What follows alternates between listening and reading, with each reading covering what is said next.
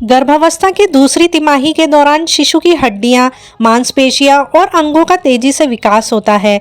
इस समय मां का सही आहार लेना बहुत जरूरी होता है ताकि शिशु को पूरा पोषण मिल सके और मां भी स्वस्थ रहे। गर्भावस्था की दूसरी तिमाही में आपको प्रोटीन से भरपूर आहार लेना चाहिए, जिसमें शामिल है दालें जैसे मूंग दाल, मसूर दाल, चना दाल, सोया प्रोडक्ट्स जैसे सोया चंक्स, टोफू, पनीर, दूध, अंडा। अगर आप नॉनवेज खाते हैं तो चिकन और मछली। अधिक तेल मसाला ना डालें और ड्राई फ्रूट्स जैसे बादाम, अखरोट और काजू। रोजाना 60 से लेकर 70 ग्राम प्रोटीन का सेवन करें। आयरन और कैल्शियम युक्त आहार लेना भी बेहद ज़रूरी होता है, क्योंकि इस समय शिशु की हड्डियों और दांतों का विकास होता है। आयरन युक्त भोजन जैसे हरी पत्तेदार सब्जियां जैसे पालक, मेथी, सरसों, चुकंदर और अनार, गुड़ और भुने हुए चने, सोयाबीन और सूखे मेवे, खासकर किशमिश और अंजीर। आयरन सप्लीमेंट के साथ साथ विटामिन सी युक्त फल जैसे संतरा, नींबू, अमरूद लें ताकि आयरन अच्छे से एब्जॉर्ब हो सके। कैल्शियम युक्त भोजन में दूध और दूध से बने उत्पाद जैसे पनीर, दही, तिल के बीज जैसे सफ़ेद तिल, मूंगफली और चिया सीड्स, बाजरा और रागी ये सब शामिल कर सकते हैं। रोज़ाना 1000 से लेकर 1200 मिलीग्राम कैल्शियम ज़रूर लें। फॉलिक एसिड युक्त आहार के लिए हरी पत्तेदार सब्जियां, केला, संतरा, दालें, राजमा और अंकुरित अनाज जैसे चना और मूंग अवश्य शामिल करें। फॉलिक एसिड से बच्चे की मस्तिष्क और रीढ़ की हड्डियों का सही विकास होता है। रोजाना 400 से लेकर 600 माइक्रोग्राम फॉलिक एसिड लेना ज़रूरी होता है। फाइबर और हेल्दी कार्ब्स के लिए होल ग्रेन्स जैसे गेहूं, ओट्स, ब्राउन राइस, दलिया, रागी, हरी सब्जियां और फल, चिया सीड्स और अलसी शामिल करें। फाइबर से कब्ज की समस्या दूर होती है और एनर्जी बनी रहती है। दिन भर में कम से कम 25 से 30 ग्राम फाइबर ज़रूर लें। हेल्दी फैट से शिशु का दिमाग और नर्वस सिस्टम मजबूत होता है, इसीलिए घी, नारियल का तेल, अखरोट, अलसी के बीज ये सब ज़रूर शामिल करें। रोजाना 5 से 6 चम्मच हल्दी फैट लें। दूसरी तिमाही में आपको क्या खाना नहीं खाना चाहिए जो कि आपके और आपके होने वाले बच्चे के लिए फ़ायदेमंद नहीं है, जैसे ज़्यादा मसालेदार और तला भुना खाना, इससे एसिडिटी और गैस की समस्या बढ़ सकती है। अत्यधिक नमक और पैक्ड फूड लेना जिससे हाई ब्लड प्रेशर हो सकता है। कैफीन जैसे चाय, कॉफ़ी, सोडा ज़्यादा मात्रा में लेने से शिशु के विकास पर असर पड़ता है। कच्चा और अधपका भोजन जैसे अंडा और मांस, इससे इन्फेक्शन का खतरा बना रहता है। और अल्कोहल और धूम्रपान शिशु के विकास पर बुरा असर डालते हैं। आपको अपनी बॉडी को हाइड्रेटेड रखना चाहिए। इसके लिए 8 से 10 गिलास पानी ज़रूर पिएं। नारियल पानी और छाछ से शरीर ठंडा रहता है। बेल शरबत, फलों का जूस लें।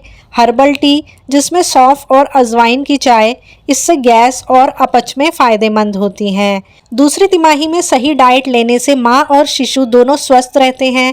आपके आहार में प्रोटीन, आयरन, कैल्शियम, फाइबर और हेल्दी फैट को ज़रूर शामिल करें।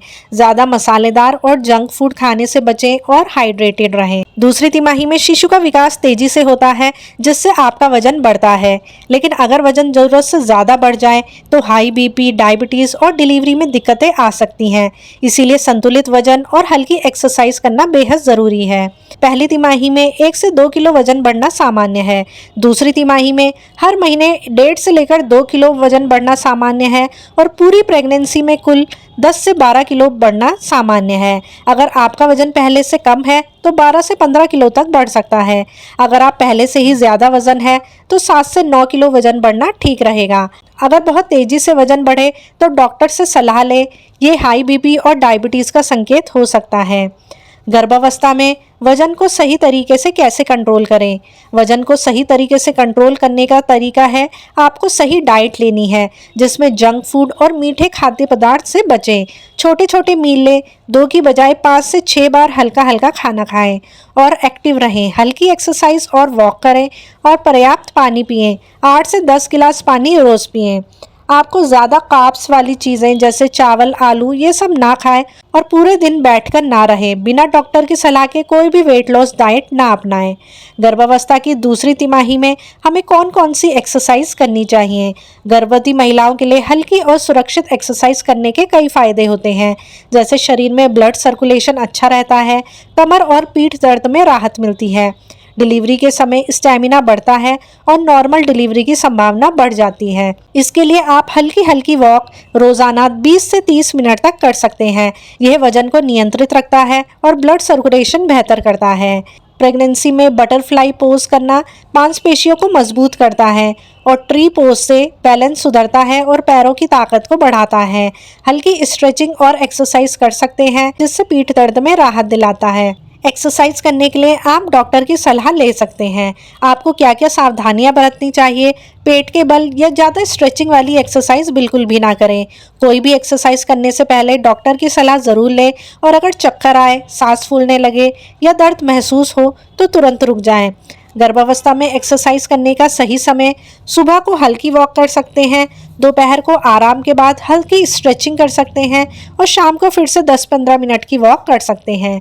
रात को सोने से ठीक पहले एक्सरसाइज ना करें, इससे नींद खराब हो सकती है। अब बात करते हैं कि आपको एक्सरसाइज कब नहीं करना चाहिए।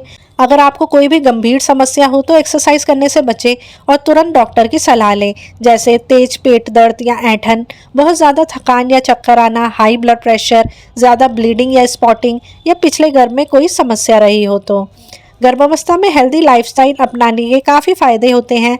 इससे वजन संतुलित रहता है, डिलीवरी आसान होती है, बेबी का विकास सही होता है और माँ का मूड भी अच्छा रहता है। अब बात करते हैं दूसरी तिमाही में शरीर में होने वाले बदलावों की। दूसरी तिमाही में पेट बाहर निकलने लगता है क्योंकि यूट्रस का साइज भी बड़ा होने लगता है, क्योंकि अंदर शिशु का विकास हो रहा होता है। पेट की त्वचा खिंचने लगती है जिससे हल्की खुजली और स्ट्रेच मार्क्स आ जाते हैं। इस दौरान नारियल का तेल, विटामिन ई का ऑयल, मॉइस्चराइजर लगा सकते हैं और ज़्यादा पानी पिए ताकि त्वचा में नमी बनी रहे। शिशु की हलचल महसूस होने लगती है। 18 से लेकर 22 हफ्तों के बीच पहली बार शिशु की हलचल महसूस होती है।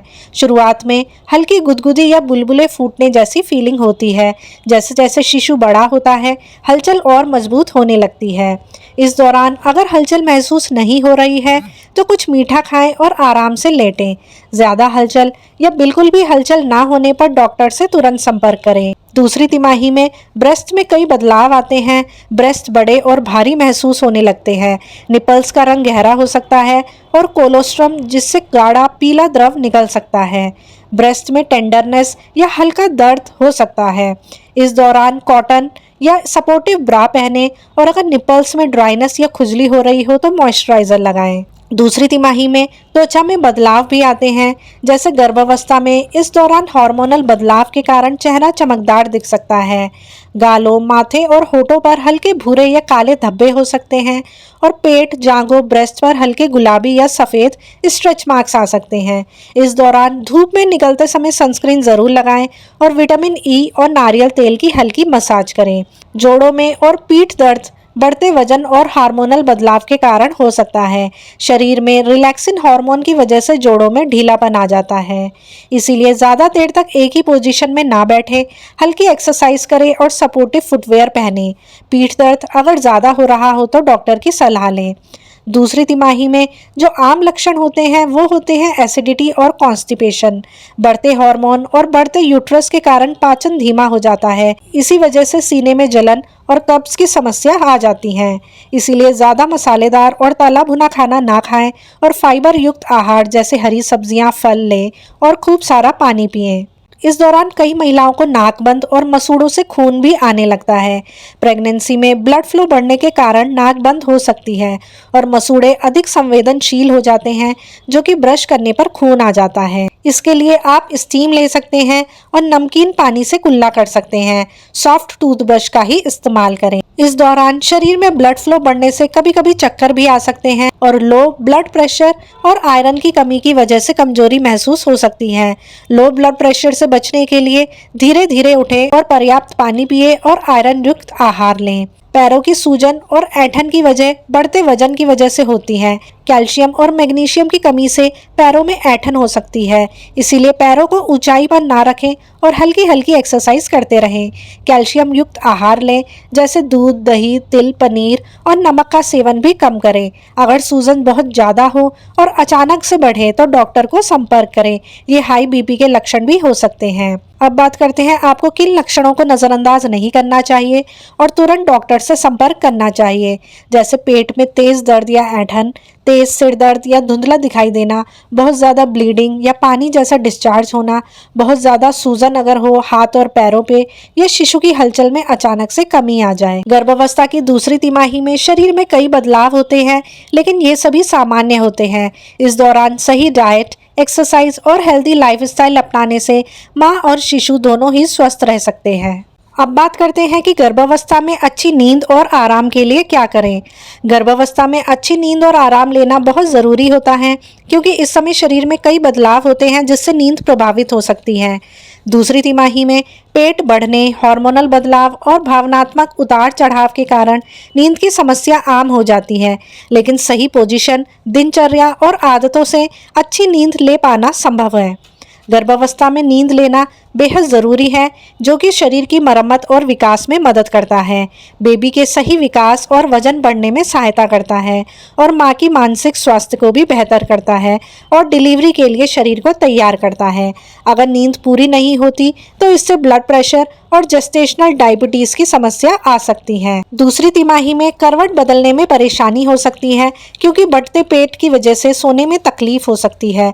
कमर, पीठ और पैरों में दर्द से बार बार नींद खुल सकती है, इसीलिए सोने के लिए अपनी लेफ्ट साइड सबसे अच्छी मानी जाती है और पेट के नीचे और पैरों के बीच में आप तकिया रख सकते हैं। दूसरी तिमाही में यूट्रस बढ़ने के कारण यूरिनरी ब्लैडर पर दबाव पड़ता है, जिससे बार बार यूरिन आता है और हमारी नींद डिस्टर्ब हो जाती है। इसीलिए सोने से 1-2 घंटे पहले पानी कम पिएं, लेकिन दिन भर में पर्याप्त पानी पिएं और शरीर को हाइड्रेटेड रखें। प्रेगनेंसी में हार्मोनल बदलाव और मां बनने की चिंता के कारण अजीब सपने आ सकते हैं, इसीलिए सोने से पहले रिलैक्सिंग म्यूजिक सुनें और मेडिटेशन और गहरी सांस लेने की तकनीक अपनाएं। गर्भावस्था में सही सोने की पोजीशन बाई करवट लेना माना जाता है, क्योंकि इससे बेबी को ब्लड और ऑक्सीजन सही मात्रा में मिलता है, और पीठ के बल या पेट के बल सोने से बचें। रात को सोने का एक निश्चित समय तय कर लें, हल्का खाना खाएं और ज़्यादा मसालेदार चीज़ें खाने से बचें। गर्म दूध पिएं और मोबाइल और टीवी से दूरी बनाए रखें और किताबें पढ़ सकते हैं और रिलैक्सिंग म्यूजिक सुनें।